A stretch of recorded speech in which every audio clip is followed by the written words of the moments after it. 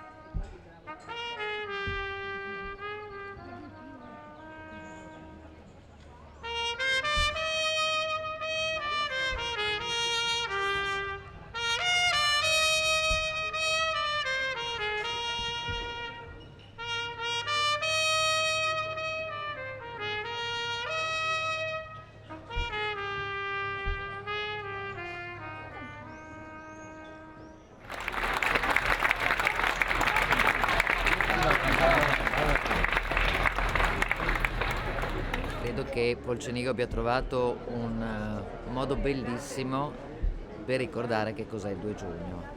È la festa di tutti gli italiani, tanto più importante in questo periodo per quello che stiamo vivendo. Ne stiamo uscendo, però non sappiamo se e quando tornerà il virus.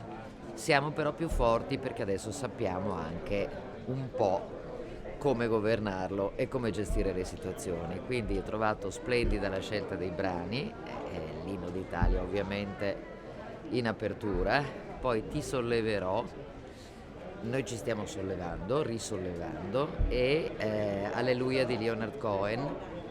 Cohen è un cognome che di per sé indica una provenienza e probabilmente una pratica di fede. Alleluia è al Dio di tutti, così come questa è la giornata di tutti gli italiani.